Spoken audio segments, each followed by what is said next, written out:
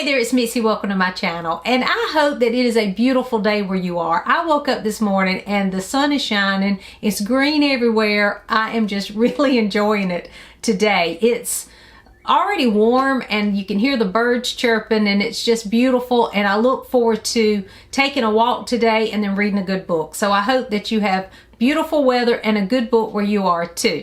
But today I just wanted to talk to you about a readathon that has been going on during the month of April, and I kept wanting to record a video and time just got away. So I'm doing it here the last week, and hopefully if you have not participated or didn't know about this readathon, you can participate too, because it's on picture books, so that won't take quite as much time, and you can pick up a couple of old picture books to reminisce or new picture books to discover a new favorite. So this is called the Picture This 2022 Readathon, and it is hosted by Shelly and Jack at Spread Book Joy. And I will leave links to their announcement videos below so that you can see all the ins and outs of this readathon. But today I just wanted to share some of my favorite picture books that I have. Now, I taught school, and so I taught third grade the entire time I taught school, and I loved it. I loved all the picture books, and it was a great excuse to read picture books. And I also have two children at home, so of course I had picture books for them as well. But I've always loved picture books. I remember when I was in college, I had to take a children's literature class, and I took one children's literature class, and then I actually took another one just as an elective because I loved it so much. But there were so many picture books that I was introduced to in both of those classes. And so I just love them. And I have had book lists of picture books. There have been some birthdays and Christmases that's pretty much what I received were picture books, because at that time I was trying to build my classroom library. And you can find so many ways to use picture books to teach all kinds of concepts in school. And the kids just relate so well to those. And we do too as an adults, whether we want to admit it or not. Most of us love the picture book. And I also love the picture book because that is art. There is art on every page. Some illustrator has taken the time to create, they're usually about 32 pages, so about 32 different pictures, different illustrations to share the story, to convey the message of the story. And that takes real talent, and I love to look through picture books for that reason too. But today I just wanted to talk about some of the favorites that I actually left a lot of my picture books in my classroom library so that the next teacher would have some to build upon. But some of my favorites, of course, I brought home. And so I pulled these off of my shelf because I love them so much. And I thought that you may enjoy them as well. And what I did was I looked at the prompts for this readathon. And today I'm going to share Shelly's prompts, which are friendship, green, and home. So I pulled some picture books from my own shelf that fulfill those prompts. And so the first one is, of course, all these are favorites, but this one is just a hoot. I just love it. And it's called Xenia and Dot by Lisa Campbell Ernst. And I say Xenia, but people probably say Xenia, but where I'm from, we say Xenia. And so it's Xenia and Dot by Lisa Campbell Ernst. And this little picture book I used in my classroom as a way to predict based on context clues. I remember using it that way. I always would read it in the spring because it's about an egg, the chickens and their eggs. And so I would always read it at springtime, but I would use it as a to teach about using context clues to make predictions. Because there's a lot of places in here where when you get to a certain page, you can stop and it's what do you think is going to happen next? And it's very predictable based on what you've just read. So it's just a fun one for that. But I'm going to read just the beginning, if you'll bear with me, so that you can see the tone that makes this just a precious book. And the illustrations are fantastic. It says, 2 hens, Xenia and Dot, lived in an old chicken coop. Both were very fat and even more vain. You would think that since they spent most of their time alone, they would have been friends, but they were not. In fact, they rarely spoke to one another. And there's a picture, I don't know if you can see, but they're eyeing each other, and it's like looking, you know, over. And so it's just like these two old little ladies, basically, is the character that's conveyed in the story. One morning, Xenia broke the silence. "My new eggs are the most beautiful in the world," she said with a long, slow drawl. "They are as smooth as silk." Dot raised her chicken eyebrows. "No, no, my dear," she chuckled. "My eggs are the most beautiful. They shimmer like pearls." "But mine are like alabaster," said Xenia. "Mine are as pure as the new fallen snow," crooned Dot. On and on the hens fussed, each insisting she had the loveliest, most brilliant, most perfect eggs.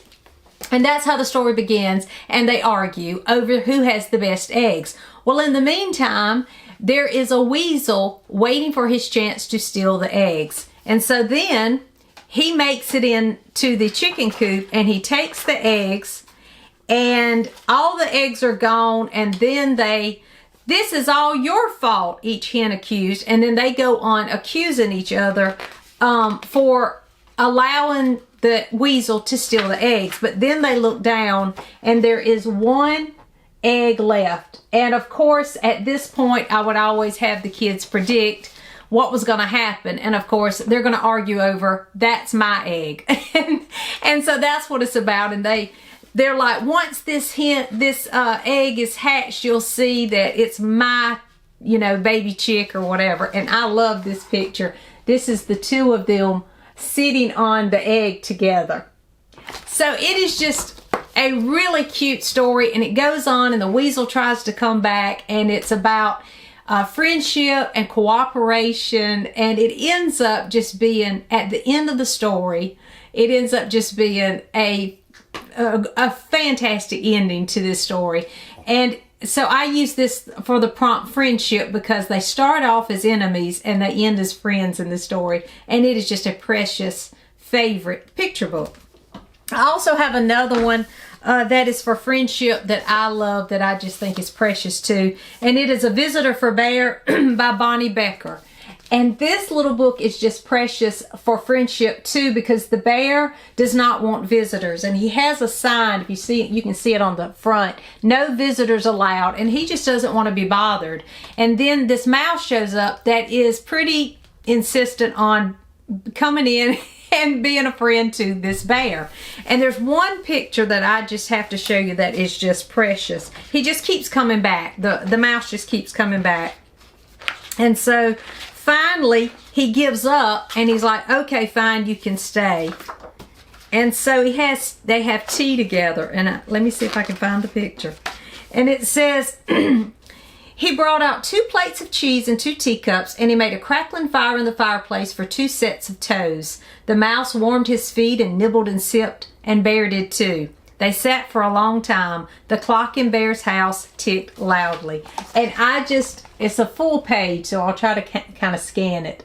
But I just loved this illustration. I just thought it was precious. I loved the thought of them warming their toes by the fire and just being comfortable and sipping tea. And that one again is about friendship too, and it is just a precious story. And I love the mouse, the character, the mouse character in that story. It's a lot of fun. So again, that was for Shelly's prompt, friendship. And then I had I had two more for green. And this one is literally about green. It's called Jeremy Bean's St. Patrick's Day by Alice Schertle. And this one is just a cute little story that my kids enjoyed, because we did a lot for St. Patrick's Day when I was a school teacher. Everybody would wear green. We would have all kinds of things about the folklore of St. Patrick's Day and all those things. It was a lot of fun. But this one happens to be, they're planning their St. Patrick's Day party, and everybody's excited about it. And Jeremy Bean goes home, and he decides that he is going to go ahead and prepare for his green. And so they plan for it, and he decides that he is going to wear this little green jacket, this little pullover kind of thing. It's a sweater, a green sweater. And he ends up sleeping in it and thinking, okay, I'm going to be ready for in the morning. Well, during the night, he gets hot, so he takes the sweater off, and he forgets to wear green for the St. Patrick's Day special day at school. And it's just funny because, you know, kids can relate to that. Oh no, I didn't do this. And for a kid, it's like a major problem. So it's really just a cute little story about Jeremy Bean. They tease him. Jeremy Bean didn't wear green. It's really a cute little story. And it, of course, has a fabulous ending as well. So that's for green. Another one that is a favorite that I had to find a way to squeeze in, and I'm squeezing it in because it's about a green frog. And it is An Extraordinary Egg by Leo Lionni, and this book is so great too. Now, I use this book to teach about how we perceive things and how we assume things based on what we know, our prior knowledge, what we know about something. We can make assumptions about that. And so in this story, there are these 3 frogs, and Jessica is the main character, Jessica the frog, and she wanders around and she's always exploring, and she finds this, what she thinks is a rock, and she takes it back and she shows her frog friends, and they have never seen an egg before, but they figure out it's an egg, and the only thing they know that comes from an egg is a chicken. So they decide it's a chicken egg. And so, of course, when this creature climbs out of the egg, they think it's a chicken. And so Jessica and the chicken, the so-called chicken, become friends, and it's about their adventure. And the best part of this story is the last page. It's just super funny, and it's super cute, and it shows us how we can assume things that are not true. It's just really a cute little story. So this was another one for green, An Extraordinary Egg. I recommend picking this one up. It's a great read aloud too if you have kids around. And then for home, I also did the prompt home.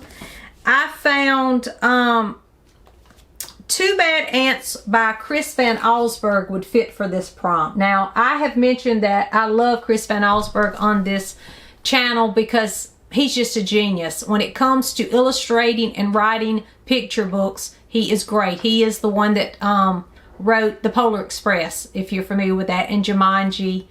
You're probably familiar with that one as well. But this one is another one that I would use for assumptions. And based on our prior knowledge, and sometimes we assume things that might not be true.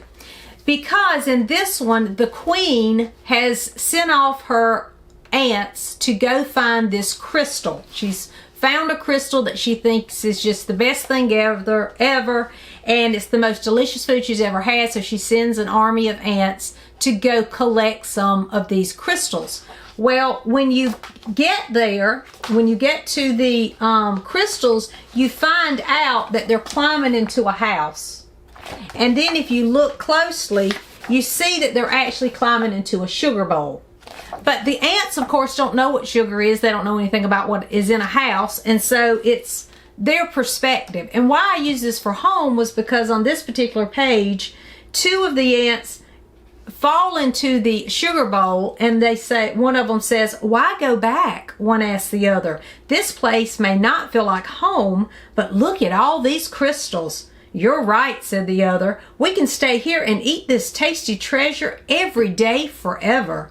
So the 2 ants ate crystal after crystal until they were too full to move and fell asleep.